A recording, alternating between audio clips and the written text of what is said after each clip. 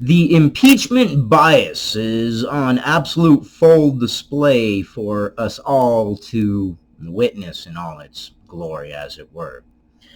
What's up, everybody? From the beginning, this impeachment was really a tag team thing on one side. It was a majority of the mainstream media, minus a few outliers, Fox News for one, big outliers, and a few smaller ones.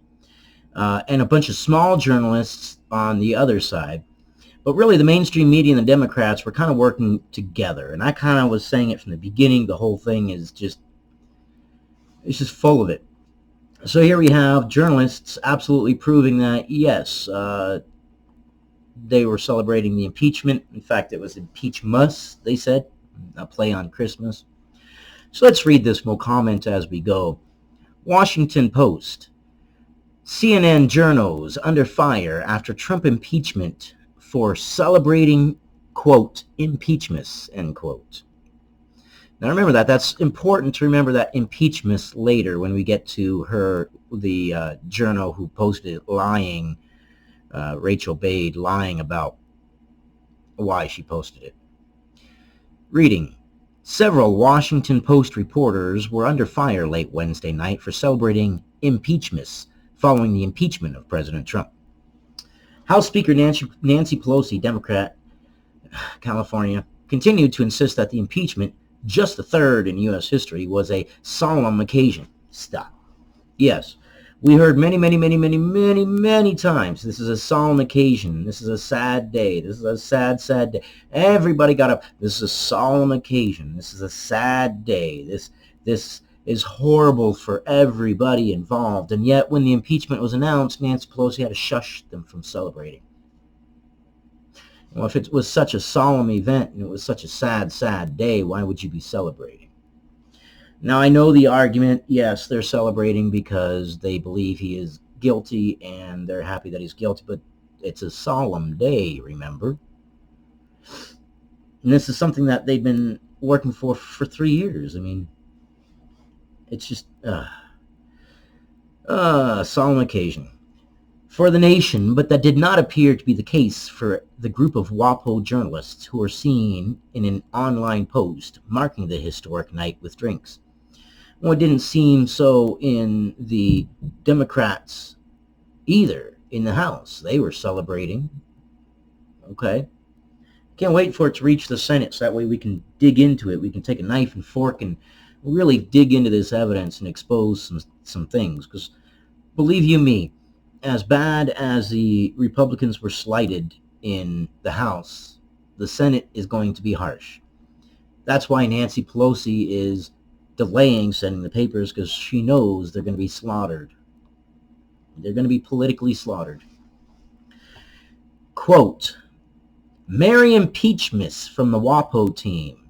WAPO Congress reporter and CNN political analyst Rachel Bade remarked in the Post, in which she was seen with colleagues Paul Kane, Mike DeBonis, as well as Sung Min Kim and Karun Demij, that person, who were also CNN analysts.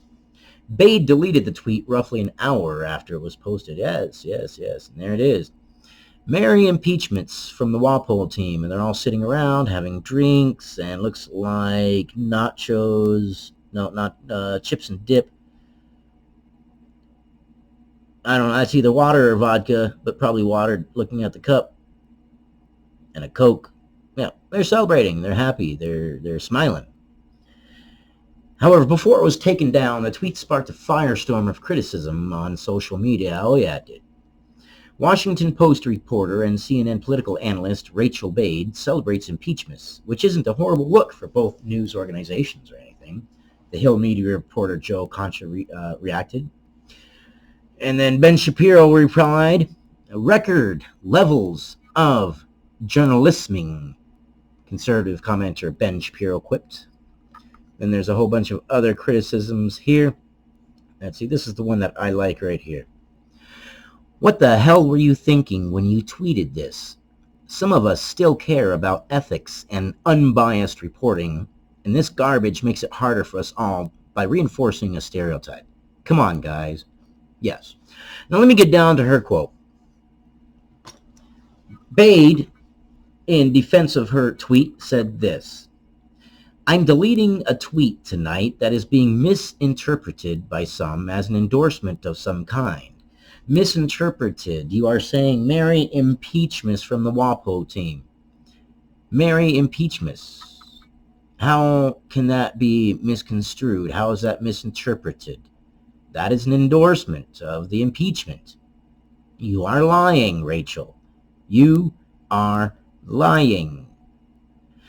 To be absolutely clear, she wrote, we at the Post are merely glad we are getting a break for the holidays after a long 3 months. I will retweet the group photo with a better caption. No, you won't. No, you won't. Because you said impeachment. That's not saying, hey, we're glad it's over. Hey, we finally get a break after 3 months. Hey, we're having drinks and we haven't been able to do this for 3 months. Hey, we're not trapped in the house anymore. We're not reporting anymore, so we're taking a break and we're celebrating that it's over. No, you said implicitly you're celebrating Merry Impeachmas. You are a liar. You are lying to the American people. You're biased. Why is this important? Why is unbiased reporting important? Because everything that Rachel Bade has reported on and that entire team has reported on has been reported on from one side. They're not being unbiased. They are fitting a narrative. And then other people read it and take it as fact and then propagate it, and there you go. They are essentially, as to use a buzzword, which I really hate using buzzwords, but it was a dog whistle. Essentially, that's what it was. I mean, Merry Impeachment. We didn't misrepresent it. We read and we saw exactly what you tweeted. An unbiased, fair, free press is integral to being able to keep our democracy. If our press reports from a biased perspective, then we are only getting one side of the story. Imagine eating a bowl of cereal and one person knows that this bowl of cereal is poisoned and the other person doesn't. Wouldn't you want to hear both people, or would you rather just hear one person saying, yeah, go ahead, eat it up, munch it, munch it. And the other person sitting back looking at you like,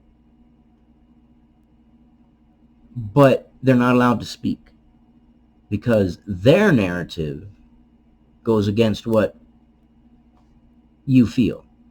And that's what it is. It's all feelings. It's all fifis and hurt feelings and anger. And I understand you can love Trump, you can hate Trump. Me, as far as I am, I'm just earthquake. Me, I'm just whatever. I don't like the guy, I don't hate the guy. He's done good things for the economy. Unemployment is down. USMCA is a great deal. Even Democrats have touted it and saying, yeah, it's better than NAFTA. We don't hear all that. I mean, good Lord. We don't hear about the kid that invented a biodegradable plastic that can be eaten up by bacteria. We don't hear about that. It's all about this impeachment because everything is bias. We need a free press. We need a press that is unbiased. We need a press that isn't scared to take a stand and say, hey, look, this may be an unpopular opinion, but this is the truth as we see it, and we're even going to include the opposite side. I like it when I see a news report and they have two opposing sides. I want information. I want to know the other point of view too, because you know what? In every war, each side thinks that they are on the right. That's why they're fighting, because they believe they're on the right. Now, it may not be down to the individual soldiers. They might not even know what they're fighting for, but the nations as a whole, the heads, the leaders, believe that what they're fighting for is the correct thing on both sides. Well, both sides can't be right completely. They can be right in partial. One side can be right in part and the other side can be right in part, and they can both be wrong in part too.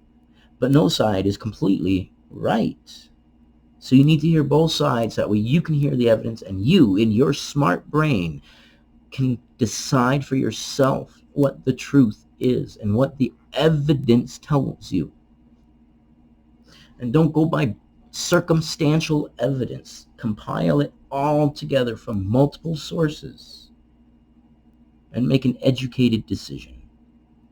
We all vote together. We're all in this together, so it's better off that we're all better informed. That's all I got. I hate that the press is not free and the press is not unbiased anymore. Really, quite honestly, if you want the most unbiased press, watch YouTube News. Mainstream media, they don't care if they get it wrong or not. They get a check either way. And half the time, the Democrats, I don't know, man.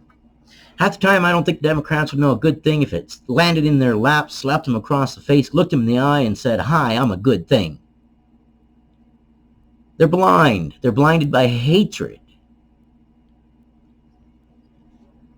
I, for one, hope that the Senate tears us apart, because I still have not seen any evidence. And again, always, if you have evidence and you can convince me otherwise, comment down below. Let your voice count for something. If you bring me a good reasoned argument backed by fact, I'm liable to change my mind if your argument's good enough and your facts are good enough and you have a conclusion and you have premises and your conclusion comes necessarily from your premises and your premises are all true, then your conclusion itself must be true as well. So come on. Someone convince me. Someone, somewhere, show me and open my eyes to the evidence of Trump's wrongdoing, because I don't see it. And the average American doesn't see it either. But then you got people who read these news articles, and today most people don't even read the articles. They read the headlines. All they do is they come up with a soundbite. All they got to do is come up with a soundbite. The first 2 sentences of the article, put it in the title, and bam, they're spreading the news because people don't want to read. That's why the average YouTube video is 10 minutes, because that's the retention level now. Anyways, I have ranted long enough. I appreciate you guys. You guys are awesome. You guys are worthwhile getting the correct information. Let your voice be heard and give the respect of hearing other people's voices and opinions as well. Don't attack anybody. Stay away from personal attacks. Stick with fact, reason, and logic. Just stick with those and you'll be fine. Anyways, I'll see you guys on the next one. I love you guys.